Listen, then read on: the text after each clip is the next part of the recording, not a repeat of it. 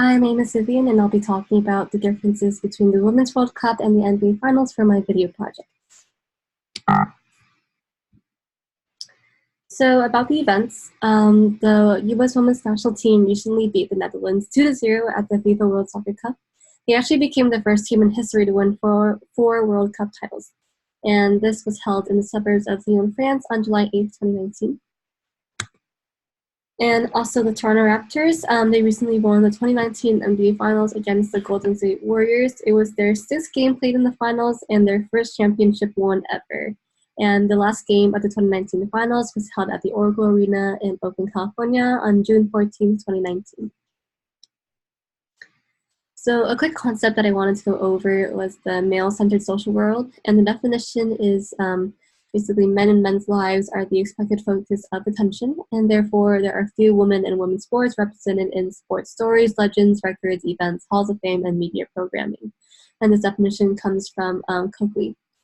So this kind of highlights the differences between the World Cup and also the Women's World Cup, and also the NBA and the Women's NBA. So one title has just the name of the championship, and the other title has the championship and also the word women's in it. So these are examples of how society claims sports as a man's world, and basically labeling everything differently enforces the idea of what's real and what's not. So it's basically saying that the World Cup is the real World Cup and the Women's World Cup is the other World Cup. So I'll be going over pay and prize money. So a huge controversy that happened during the Women's World Cup was the fact that they're being paid much less than the men would be paid. So in the 2019 Women's World Cup, the prize money totaled to be $4 million, whereas last year the Men's World Cup prize money totaled to be $38 million. So this chart on the left side kind of highlights the huge difference between those two values. And this data came from the New York Times. So going into the breakdown of the Women's World Cup pay, there's a huge difference between what women are being paid for every step of the process versus what men are being paid. So qualifying for the World Cup would allow women $108,000, whereas men would get $37,000.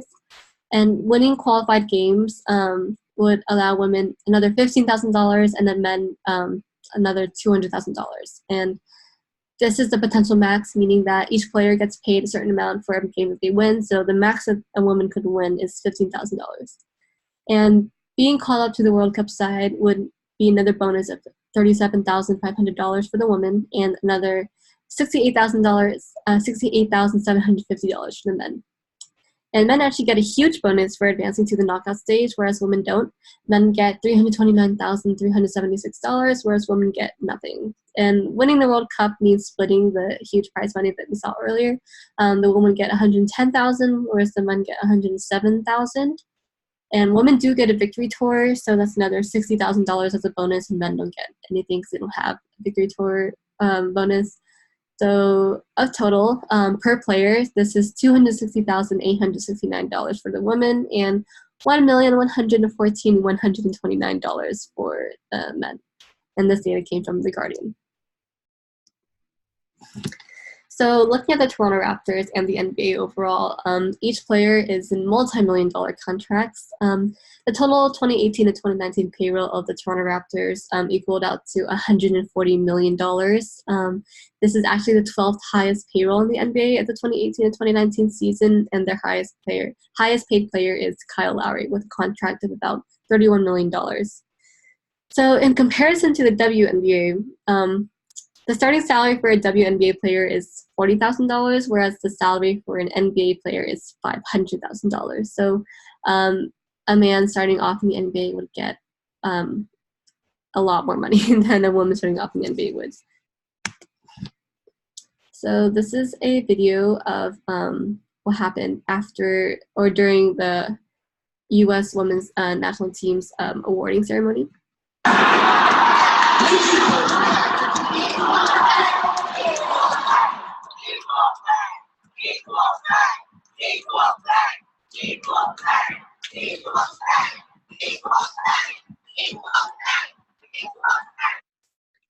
So yeah, this happened after the U.S. won the championships and they're getting their awards.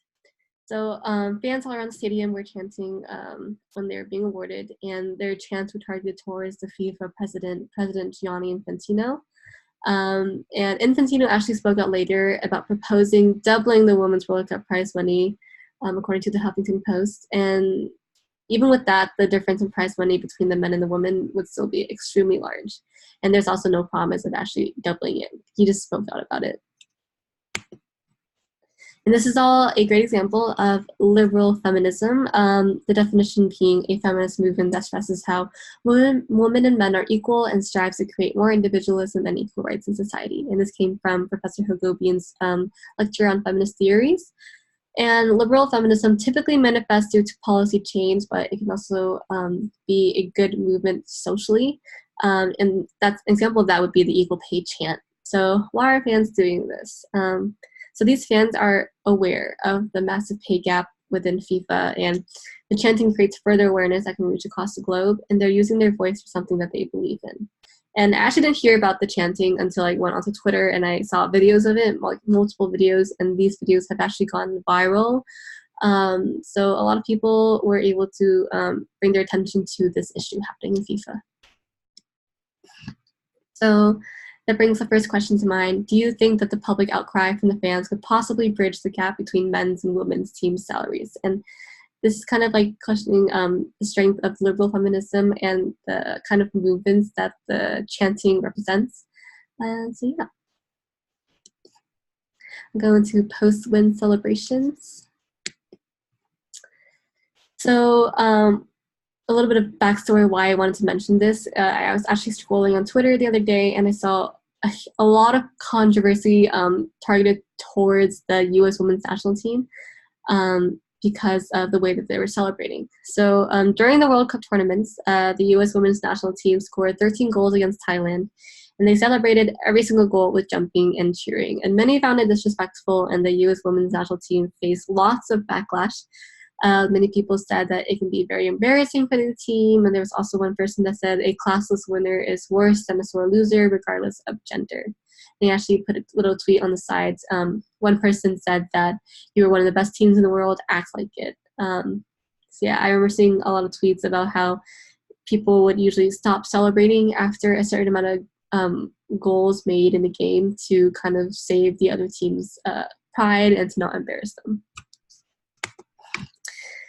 So after the World Cup tournaments, the U.S. women's national team launched a victory tour, and they celebrated with drinking, partying, many self-appreciative comments about their accomplishments. Some players posted videos of themselves at bars and social media. I actually saw a few. There are videos of them on countertops and just dancing and singing with fans and their friends. Either way, the internet went crazy, and the U.S. women's national team was called unprofessional, according to the Washington Examiner. Many comments on social media were against their behavior. One tweet said that they're trying to destroy everything wholesome in the city. So there was a lot of backlash faced online and in the sports community. So looking at the Toronto Raptors and how they were celebrating their win in the NBA Finals, basically them and all of Canada celebrated their win with their fans. They drank in public, poured champagne on each other, and hosted thousands of people at their parade. Rapper and close friend Drake performed in their hometown. Fans became more rowdy and committed acts of vandalism, and as the crowds got larger and larger, and I recall seeing something about how people were actually injured at this event. Despite all this, there is no article about the Toronto Raptors being labeled as unprofessional or disrespectful. There are only articles about their triumphant success and extravagant celebrations, and I know this because I tried looking for it and I couldn't find anything about them being disrespectful or unprofessional. And I put a little picture on the left of that is Kawhi Leonard and another player, I believe, pouring champagne all over themselves and on the media and on their fans that were close by. So why is there such a difference? And this is because of gender role socialization, and the definition being the outcome of males and females being taught different appropriate ways of behaving based on their gender. And this also came from Professor Hagobian's lecture on sport and gender construction. Gender role socialization is apparent in toys, colors, provided hobbies like sports, and Basically, women grow up being taught how to be ladylike, how to be gentle, how to be feminine, and the celebrations of the U.S. women's national team sparked outrage because it was seen as being the complete opposite of such. The team acted like how any male athlete would after a huge win. They were condemned for it. And men were never socialized to be worried of how they present themselves to society. The men probably never even thought about worrying about how the media would look at them or anything like that. This brings the next question into mind. Was there ever a time that you held yourself back from doing something outside of your gender role, and what did you fear would happen? So what else does this bring to mind? Orthodox gender ideology and hegemonic masculinity.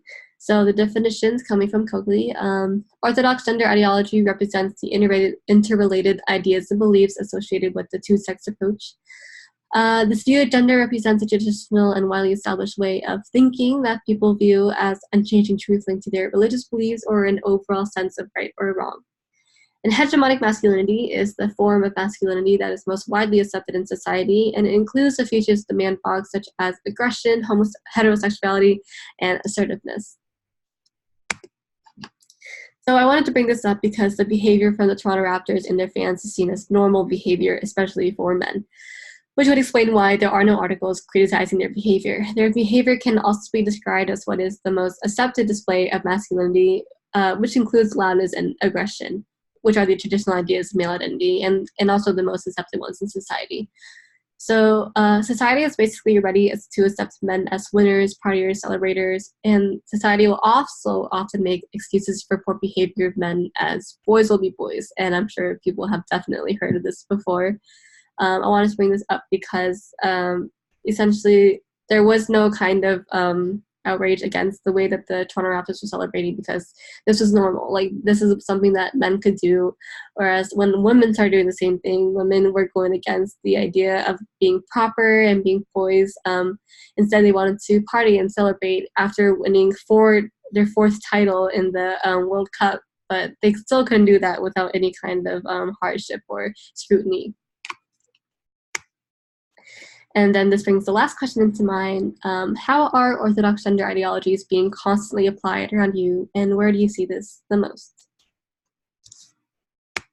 And these are my references here.